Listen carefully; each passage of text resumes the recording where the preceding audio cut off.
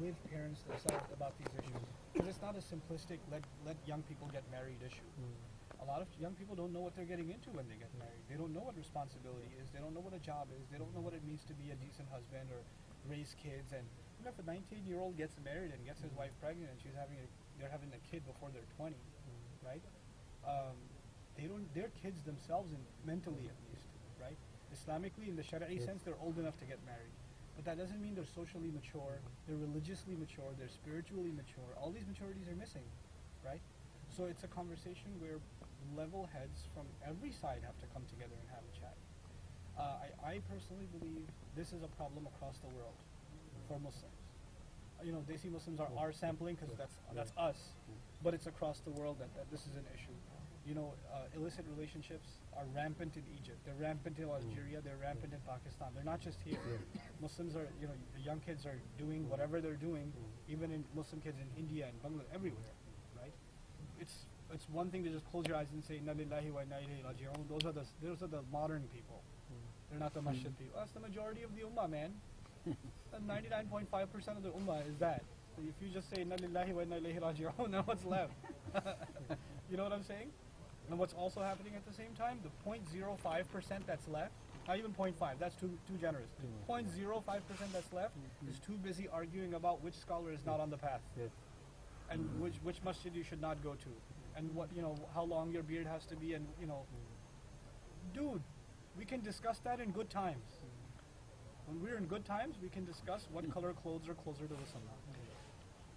Right now we have people that are committing zina, that are leaving Islam.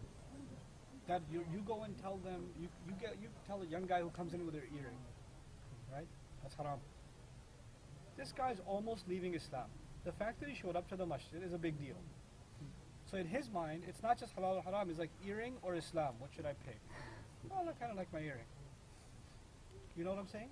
Like there's a missing sense of proportion in our religion of the catastrophe that's hitting the ummah. It's high time that all across, I don't care what denomination, ideology, I don't care what people come from, religious leadership has to ring the bell and say, look guys, we need to sit down and sort some things out. The biggest crisis of the ummah is not political, it's not economic, it's not sociological. Biggest problem of the ummah is family. Biggest problem. Father can't talk to son. Mother can't talk to daughter. Husband can't talk to wife. Young man can't talk to his dad and tell him, look, I need to get married. Or I'm in a relationship, how do I get out? How many of our boys have girlfriends and I love her, I can't help myself. You know, what am I supposed to do with all these feelings, etc., etc.? And I can't talk to my parents because it's haram. And they'll say I can't get married. Well, who am I supposed to talk to then? They're just going to go crazy. And eventually you have to give something up. If you have these kinds of pulls, your parents are pulling at you, your religion's pulling at you, your hormones are pulling at you, the girl is pulling at you, you know, everything's pulling at you, right? Eventually you have to say enough. I'm going to have to let something go. So what do most kids let go? Parents, religion, they hold on to the girl. And then when problems occur, then they let her go too. And then now they're by themselves and they're away from the masjid because they're depressed. And they're just, a lot of people are like that. You know? No one, just to take that a stage further, because I was just discussing this with him.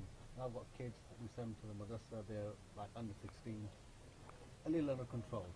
But after 16, So you think? Well, it's still, there has to be, obviously, the constant. Yeah, because 12-year-old kids talk to each other, and what they talk about, we should know. Yes, agreed, yeah. You know? But the point is that in this country, especially after 16, they've got nowhere to go. Yeah. How do we attract them to the mosque? You guys have to know the most killer youth programs. You should have the most amazing, like, teens should want to be at the masjid because it's the most fun place to be. They should want to be there. It's the most amazing place. How do we make it a fun place? Well, I don't know the culture here, but like, here's what we did in our masjid. I used to be a youth director at a masjid. They put me in charge of a Sunday school. I told them it's a bad idea because I'm not gonna. Elders are gonna hate me if you guys give me this job. They said, we trust you, whatever, go ahead. I eliminated all the textbooks from Sunday school. There was not a single lesson of Islamiyat taught in Sunday school to teenagers in my program. All we did, it was in New York, in Long Island, all we did every week, let's go to the beach. Fajr time, let's pray Fajr and go to the beach. Then let's play some basketball. Then let's get some donuts, let's hang out. Oh, let's play some video games after that and go home. Why? Because teens, all they need is a friend. They don't need advice because they don't listen to it. You have teenagers, you should know that. There were teenagers sitting in this program, they didn't listen to a word I said.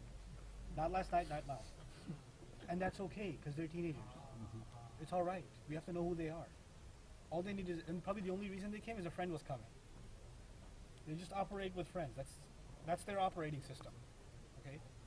So, give them friends. Best thing you can do for a young Muslim is give them a good Muslim friend. Best thing you can do for them. They don't need advice, they don't need lectures, they don't need to memorize surahs, they don't need to learn fiqh because they won't practice any of it unless their friends practice it. Our entire project is give them a place to make friends. Give them a place where they're not judged, where they can hang out, where they can feel good about themselves. All teenagers want to do is hang out. That's all they want to do. All girls want to do is talk. Give them a place to talk. You guys have Starbucks over here? Yeah. Okay. Yeah. We're just, I mean, our girls, they need a place to just sit and chat. Give them a place to chat in the masjid or close to the masjid. A halal space where they feel comfortable and they can just hang out. Because if we don't give them that, they'll find that online. They'll find that somewhere else. They'll just find it, right? So what we did in our masjid is, I taught this huge Arabic class, and we raised tons and tons of money just from that class. And our first investment, we put professional basketball hoops and night lights at the masjid. And every single night, guys are getting together, barbecuing, playing ball, coming to third, fourth rak'ah in the jama'ah. Elders are yelling at, hey, salat started, go inside. These are the guys that were at the club last night. I don't mind if they join the fourth rak'ah. I don't mind. At least they're here. Even if he doesn't come in for salat. Dude, he's within like 100 feet of the masjid. That's a big deal. It is. This guy didn't even know that there's such a thing called masjid. He doesn't even, a Muslim kid doesn't even know that, right? We have to create, like, part of our investment needs to be, what are youth into?